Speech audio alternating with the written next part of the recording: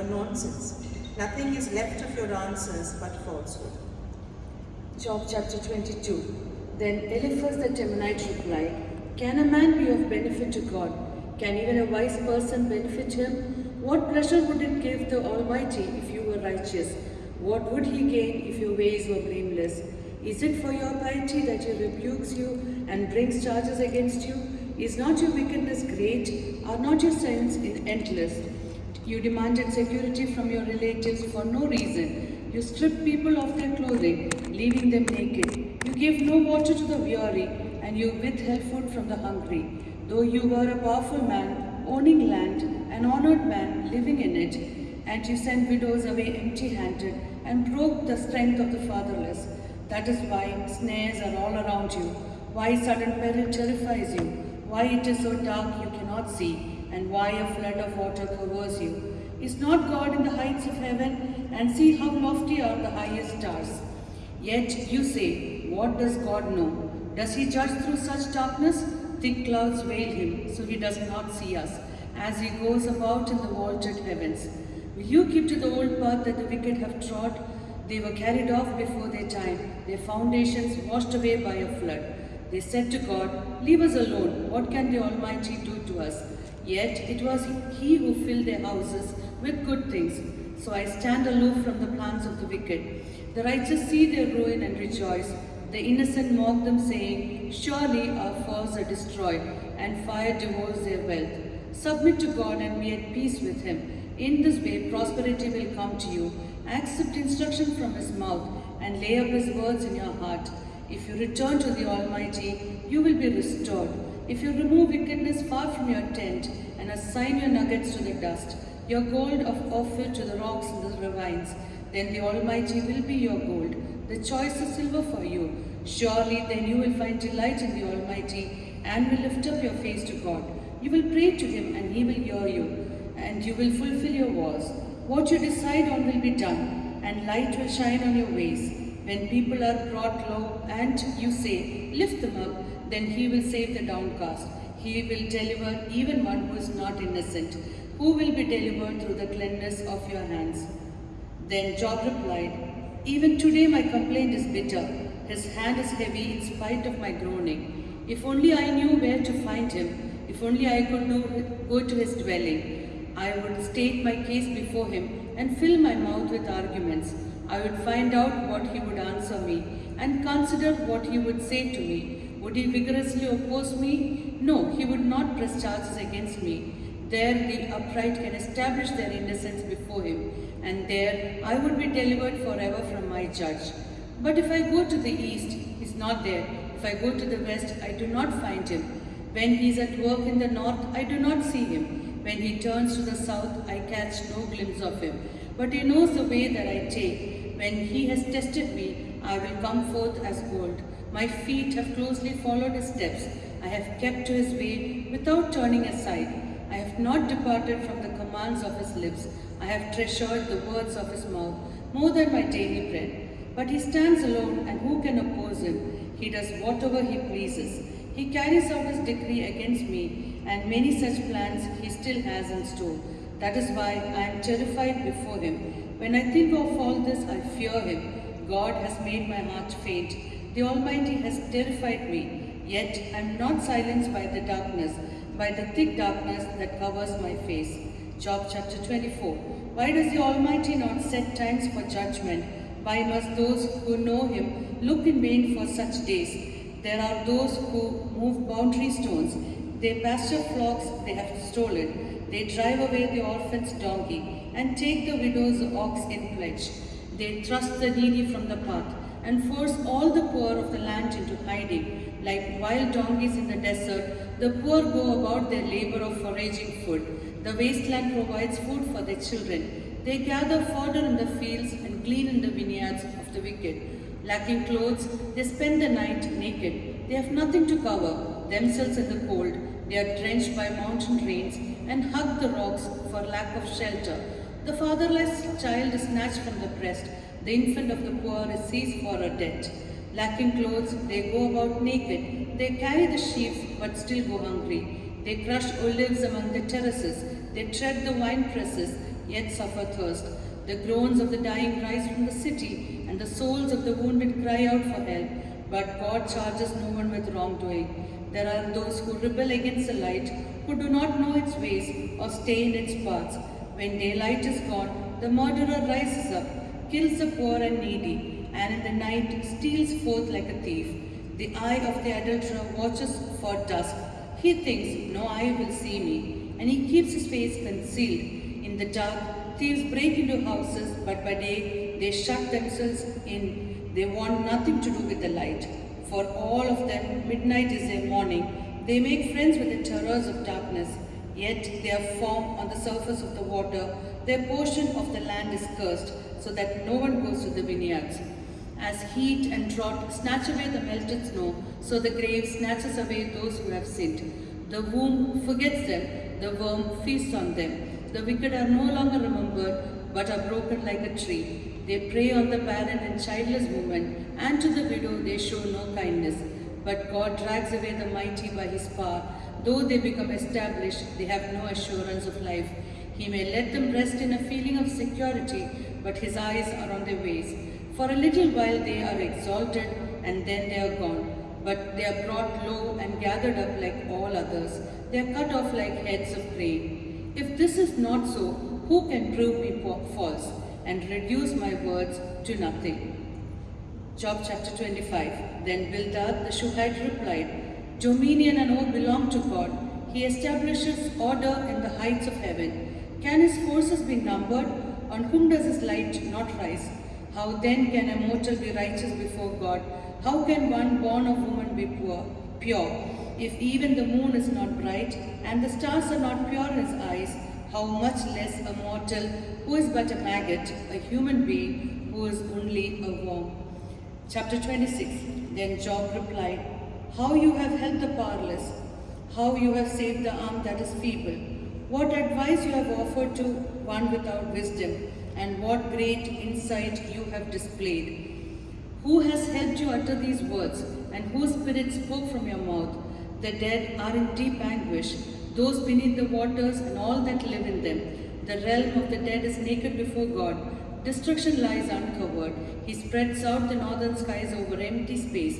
He suspends the earth over nothing. He wraps up the waters in his clouds. Yet the clouds do not burst under their weight. He covers the face of the full moon, spreading his clouds over it. He marks out the horizon on the face of the waters for a boundary between light and darkness. The pillars of the heavens quake, aghast at his rebuke. By his power he churned up the sea. By his wisdom he cut Rahab to pieces. By his breath the skies became fair. His hand pierced the gliding serpent. And these are but the outer fringe of his works. How faint the whisper we hear of him. Who then can understand the thunder of his power? Job chapter 27. And Job continued his discourse. As surely as God lives, who has denied me justice, the Almighty who has made my life bitter. As long as I live, I have life within me, the breath of God in my nostrils. My lips will not say anything wicked, and my tongue will not utter lies. I will never admit you are in the right. Till I die, I will not deny my integrity. I will maintain my innocence and never let go of it. My conscience will not reproach me as long as I live. May my enemy be like the wicked, my adversary like the unjust. For what hope have the godless when they are cut off, when God takes away their life? Does God listen to their cry when distress comes upon them? Will they find delight in the Almighty? Will they call on God at all times? I'll teach you about the power of God. The ways of the Almighty I will not conceal. You have all seen this yourselves. Why then this meaningless talk? Here is a fate God allots to the wicked, the heritage a ruthless man receives from the Almighty. However many his children, their fate is a sword. His offspring will never have enough to eat. The plague will bury those who survive him, and the widows will not weep for them. Though he heaps up silver like dust, and clothes like piles of clay, what he lays up the righteous will bear, and the innocent will divide his silver. The house he builds is like a moth's cocoon, like a hut made by a watchman. He lies down wealthy, but will do so no more. When he opens his eyes, all is gone. Terrors overtake him like a flood. A tempest snatches him away in the night. The east wind carries him off, and he is gone. It sweeps him out of his place. It hurls itself against him without mercy. As he flees headlong from its power, it claps its hands in derision and hisses him out of his place. Job chapter 28. There is a mine for silver and a place where gold is refined. Iron is taken from the earth and copper is smelted from ore. Mortals put an end to the darkness. They search out the farthest recesses. For ore is the blackest darkness. Far from human dwelling they cut a shaft. In places untouched by human feet. Far from other people they dangle and sway. The earth from which food comes is transformed below as by fire. Lapis lazuli comes from its rocks, and its dust contains nuggets of gold. No bird of prey knows that hidden path. No falcon's eye has seen it. Proud beasts do not set foot on it, and no lion prowls there. People assault the flinty rock with their hands and lay bare the roots of the mountains. They tunnel through the rock, their eyes see all its treasures. They search the sources of the rivers and bring hidden things to light. But where can wisdom be found? Where does understanding dwell? No mortal comprehends its worth. It cannot be found in the land of the living. The deep says, "It is not in me." The sea says, "It is not with me." It cannot be bought with the finest gold, nor can its price be weighed out in silver. It cannot be bought with the gold of Ophir, with precious onyx or lapis lazuli. Neither gold nor crystal can compare with it, nor can it be had for jewels of gold. Coral and jasper are not worthy of mention. The price of wisdom is beyond rubies. The topaz of Cush cannot compare with it. It cannot be bought with pure gold. Where then does wisdom come from? Where does understanding dwell? It is hidden from the eyes of every living thing, concealed even from the birds in the sky. Destruction and death say, only a rumor of it has reached our ears. God understands the way to it, and He alone knows where it dwells. For He views the ends of the earth and sees everything under the heavens. When He established the force of the wind and measured out the waters, when He made a decree for the rain and a path for the thunderstorm, then He looked at wisdom and appraised it. He confirmed it and tested it, and He said to the human race, "The fear of the Lord, that is wisdom, and to shun evil is understanding." Job chapter 29. Job continued his discourse. How I long for the months gone by, for the days when God watched over me, when His lamp shone on my head, and by His light I walked through darkness. Oh, for the days when I was in my prime, when God's intimate friendship blessed my house, when the Almighty was still with me, and my children were around me, when my path was drenched with cream, and the rock poured out for me streams of olive oil, when I went to the gate of the city and took my seat in the public square. The young men saw me and stepped aside, and the old men rose to their feet.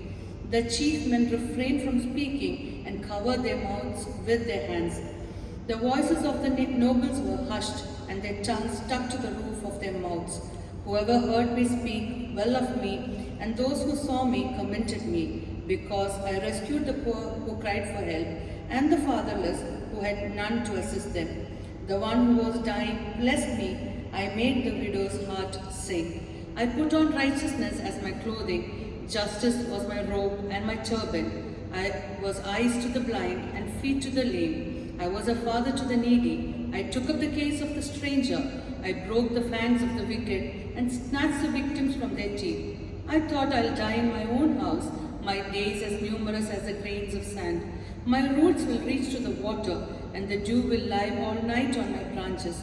My glory will not fade. The bow will be ever new in my hand.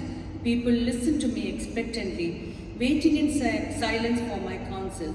After I had spoken, they spoke no more. My words fell gently on their ears. They waited for me as for showers, and drank in my words as a spring rain. When I smiled at them, they scarcely believed it. The light of my face was precious to them. I chose the way for them and sat as their chief. I dwelt as a king among his troops. I was like one who comforts mourners. Job chapter 30. But now they mock me, men younger than I, whose fathers I would have disdained to put with my sheepdogs, Of what use was their strength of their hands to me, since their vigor had gone from them?